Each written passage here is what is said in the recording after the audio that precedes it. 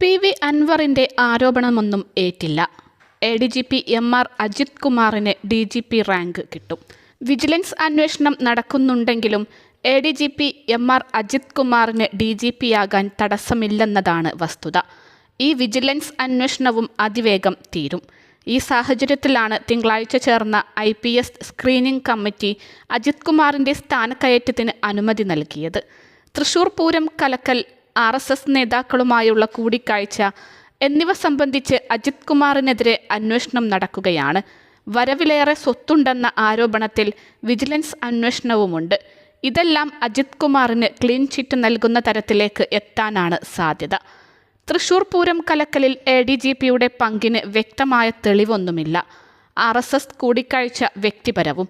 അതുകൊണ്ടുതന്നെ അതിലും നടപടിയെടുക്കാൻ സാങ്കേതികമായി സർക്കാരിന് കഴിയില്ല. ചീഫ് സെക്രട്ടറിയും DGPയും ആഭ്യന്തര സെക്രട്ടറിയും വിജിലൻസ് ഡയറക്ടറും അടങ്ങുന്നതാണ് സ്ക്രീനിംഗ് കമ്മിറ്റി. വരുന്ന ജൂലൈയിലുണ്ടാകുന്ന ഒഴിവിൽ അജിത് കുമാർ DGP റാങ്കിലെത്തും. വിജിലൻസ് കേസിൽ അജിത് കുമാറിൽ നിന്നും കഴിഞ്ഞ ആഴ്ച വിജിലൻസ് വിശദമായി മൊഴിയെടുക്കുകയും ചെയ്തു. വിജിലൻസ് അന്വേഷണം നടക്കുന്നത് കൊണ്ട് മാത്രം സ്ഥാനക്കയറ്റം തടയാനാകില്ലെന്ന് ചീഫ് സെക്രട്ടറി ശാരദ മുരളീധരൻ പറഞ്ഞു. കോടതിയിൽ ചാർജ് ഷീറ്റ് ഫയൽ ചെയ്ത് വിചാരണയ്ക്ക് കാത്തിരിക്കുകയാണെങ്കിലോ അച്ചടക്ക നടപടിക്കായി മെമ്മോ കൊടുത്തിട്ടുണ്ടെങ്കിലോ സസ്പെൻഷനിൽ നിൽക്കുകയാണെങ്കിലോ മാത്രമേ സ്ഥാനക്കയറ്റത്തിൽ നിന്ന് മാറ്റി നിർത്താൻ ചട്ടമുള്ളൂവെന്നും വിശദീകരിച്ചു.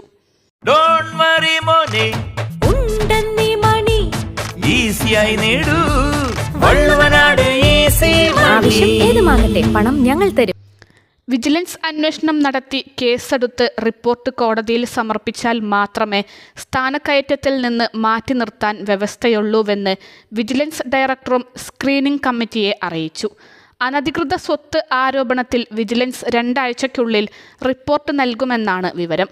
അതേസമയം RSS കൂടിക്കാഴ്ച സ്വകാര്യമെന്ന അജിത് കുമാറിന്റെ വാദം തള്ളി പരോക്ഷ കുറ്റപ്പെടുത്തലുമായി DGP റിപ്പോർട്ട് നൽകിയിരുന്നു.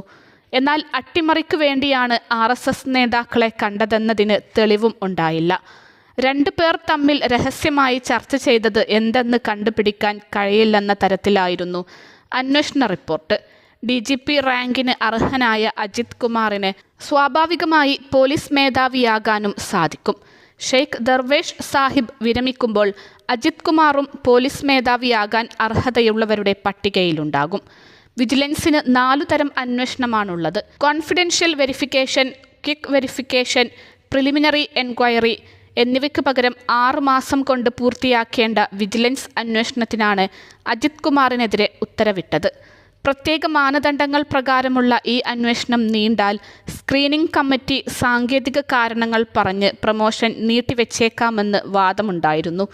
എന്നാൽ അജിത് കുമാറിനൊപ്പമാണ് സർക്കാരെന്ന് അറിയാവുന്ന ആരും അത്തരത്തിലേക്ക് കാര്യങ്ങൾ കൊണ്ടുപോയില്ല. അനധികൃത സ്വത്ത് സമ്പാദനം, കവടിയാറിലെ വീട് നിർമ്മാണം എന്നിവയടക്കമുള്ള പരാതികളുടെ അടിസ്ഥാനത്തിലാണ് പ്രത്യേക അന്വേഷണ സംഘം അജിത് കുമാറിനെ ചോദ്യം ചെയ്തത്. അഴിമതി ആരോപണങ്ങൾ ആദ്യം ഉന്നയിച്ച PV അൻവർ MLA പിന്നീട് പ്രത്യേക സംഘത്തിന് നൽകിയ മൊഴിയിലാണ് അജിത്തിനെതിരെ അനധികൃത സ്വത്ത് സമ്പാദനവും ഉന്നയിച്ചത്. ഈ മൊഴി പരിശോധിച്ച ശേഷമാണ് അജിത്തിലെ ആരോപണങ്ങളിൽ വിജിലൻസ് അന്വേഷണത്തിന് സംസ്ഥാന പോലീസ് മേധാവി S ദർവേഷ് സാഹിബ് സർക്കാരിൻ്റെ അനുമതി തേടിയത്. പ്രാഥമിക അന്വേഷണത്തിന് ശേഷമായിരിക്കും കേസെടുത്ത് അന്വേഷിക്കണമോ എന്ന കാര്യത്തിൽ വിജിലൻസ് തീരുമാനമെടുക്കുക. തനിക്കെതിരായ അനധികൃത സ്വത്ത് സമ്പാദനമെന്ന ആരോപണത്തിൽ ഒരു വസ്തുതയുമില്ലെന്നും ADGP അജിത് കുമാർ അന്വേഷണ സംഘത്തെ അറിയിച്ചു. ബാങ്ക് സ്റ്റേറ്റ്മെൻറ്റുകൾ, ലോൺ വിവരങ്ങൾ, കവടിയാറിലെ വീട് നിർമ്മാണവുമായി ബന്ധപ്പെട്ട രേഖകൾ തുടങ്ങിയവ വിജിലൻസിന് കൈമാറി. ആരോപണത്തിന് പിന്നിൽ മതമൗലികവാദികളാണെന്നും പ്രത്യേക ലക്ഷ്യങ്ങളോടെയാണ് തനിക്കെതിരെ ആരോപണങ്ങൾ ഉയർത്തുന്നതെന്നും അജിത് കുമാർ പറഞ്ഞു. വിജിലൻസ് സംഘം ഉടൻ തന്നെ റിപ്പോർട്ട് വിജിലൻസ് ഡയറക്ടർക്ക് കൈമാറും.